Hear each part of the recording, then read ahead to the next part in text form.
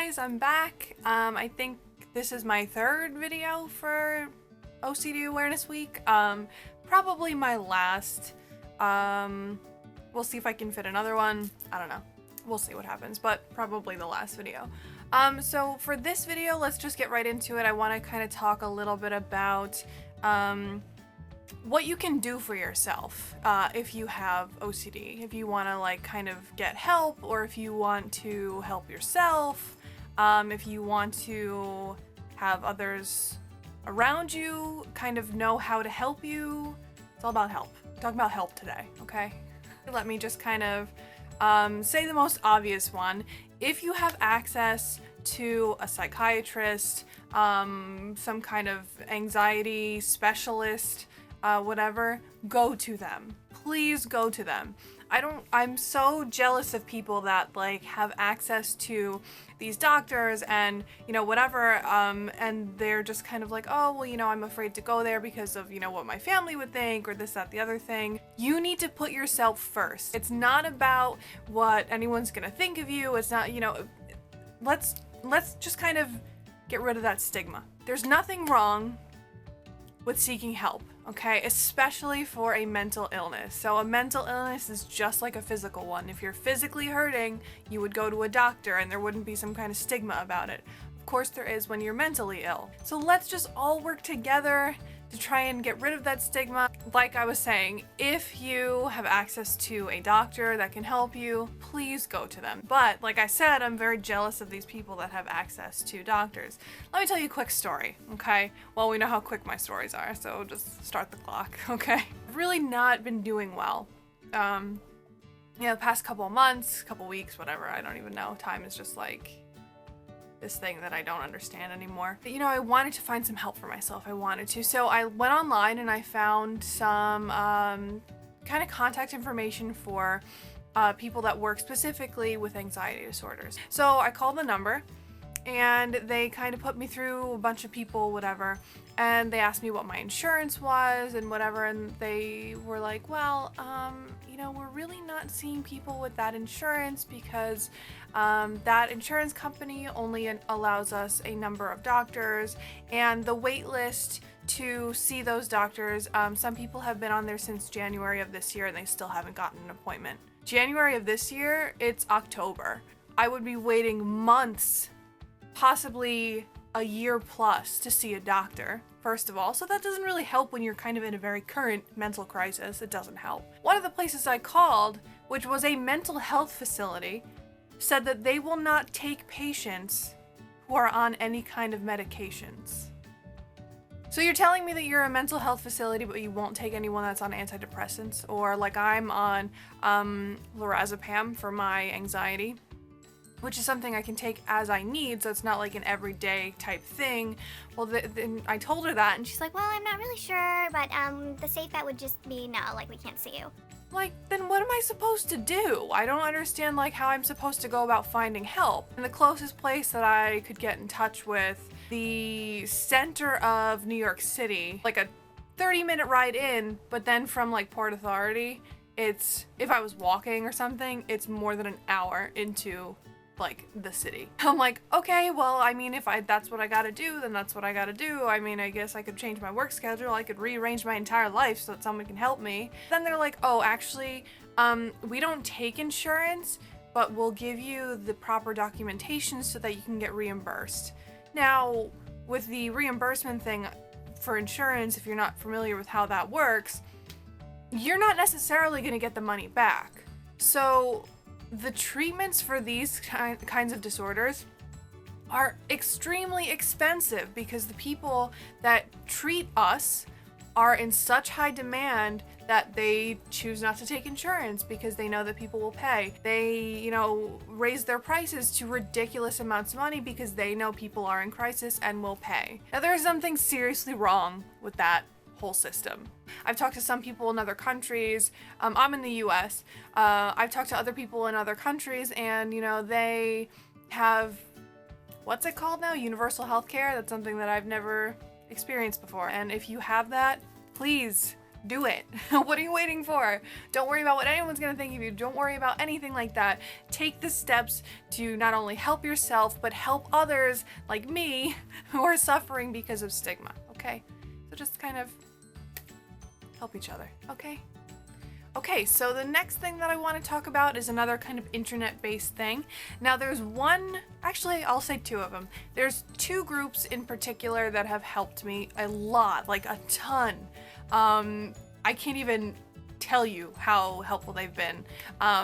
So these are Yahoo groups, so I don't know if to join them you have to have a Yahoo account. I'm not sure about that. I have one anyway, so I didn't like notice if it was a thing when I joined 2 years ago or whatever. But there are some very helpful Yahoo groups. So the first one that I want to talk about, it's just called Pure O OCD. So this is going to help you particularly if you have OCD in the forms that I have, you know, in harm, or if you have any kind of like aggressive obsessions or anything like that. I'll link how to get to these groups because it's a lot easier than me trying to explain how to get there. I'll link how you get to them. What's important about this particular group is that it is moderated by John Hirschfield, who is very well known in the OCD world. You might know who he is. I actually have a book by him later that I'm going to show you when I get to it. But I'll read a little bit. This group is moderated by John Hirschfield, MFT, a psychotherapist who specializes in cognitive behavioral therapy for OCD and related disorders. The moderator, John, he is constantly responding. You know, I've gotten personal responses from him. So to have someone that knows so much about OCD, and there are a lot of people that are in that group that have, you know, kind of in their terms recovered. Recovery is different for everyone, so that's why I say it in air quotes. Recovery is different for everyone.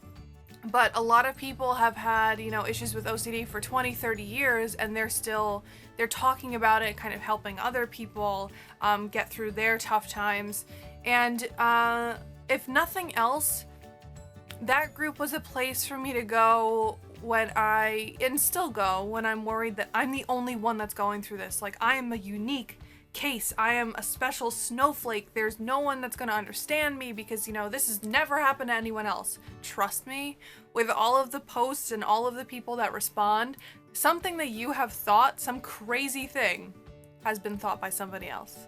There is another group that I'm a part of that I'm not as active in because it's not for the Pure O specifically. This one is just called OCD Support, and it's for not just sufferers, but also if you have a family member or a friend that is interested in kind of learning about OCD or has questions about helping you, then they can join this group as well. Okay, so support and guidance for people with OCD, family and friends, with contributions from renowned OCD experts James Claiborne, who's somebody I'm going to talk about later, and Jonathan Hirschfield, who is I was talking about him before, so he also kind of works with this group, and a couple of other people that I have here that you can read for yourself if you're interested.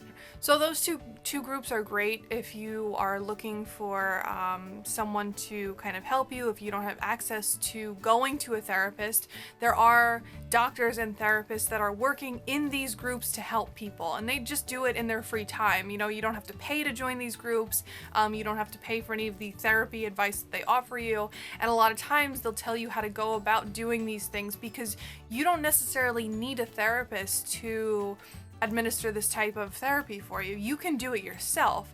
It's just harder to do it that way, but they're there to help you if you have questions about how to do it, or to kind of give you ideas on how to write scripts, on how to do exposures, on how to do all that kind of good stuff, okay? So that's something that you definitely are going to want to look into. Alright guys, so the last thing I want to talk about are some books that can help, or one book in particular, and I have it right here, okay? This I got at Barnes & Noble, so I'm sure you could get it on Amazon anywhere, but this is the Mindfulness Workbook for OCD. So a guide to overcoming obsessions and compulsions using mindfulness and cognitive behavioral therapy.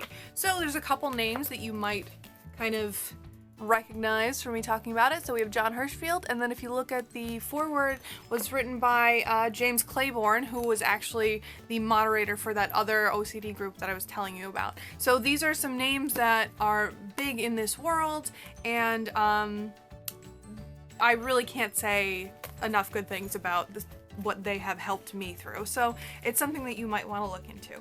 Okay, so this book kind of goes through the techniques of mindfulness, and what that means is really kind of being in this moment now. So this is hard for a lot of people with OCD, especially if you have, you know, the pure O OCD, and you're kind of a million miles away all the time thinking about all the awful things that are gonna happen, all the things you're gonna do, and how wrong everything is. So it's hard to think about this moment right now.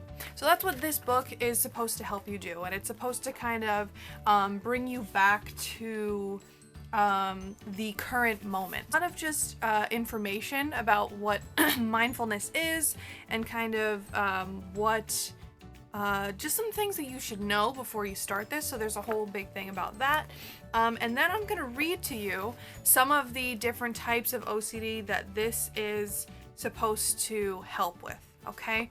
So it's gonna start with... We have contamination OCD, responsibility/checking OCD, just right OCD, harm OCD, sexual orientation OCD, pedophile OCD, relationship OCD, scrupulosity OCD, which is religious OCD for those of you that don't know, hyper-awareness OCD, and then it goes on to kind of sharing your experience and then staying on track and whatever. Let's play a drinking game, guys. Replay that clip and see if you can take a shot every time I said OCD. Don't do that, that's a bad idea. Alright guys, so there is a ton of other books that I could talk about. You guys have actually left names of books in other videos in the comments. So if you guys know of anything that's helped you specifically and you want to mention it, if I haven't already, go for it. I know there's a lot of books that I haven't mentioned. I just don't have them here with me, and I don't want to talk about them without having flipped through them before. If there's anything that helped you specifically, let us know. Okay, and on that note, I guess we're done, guys. I'm gonna try and cut this video down once again because I went over with all my stories and all my blabbering. I just like to hear myself talk, I think. Alright guys, I'm gonna get going. Bye guys.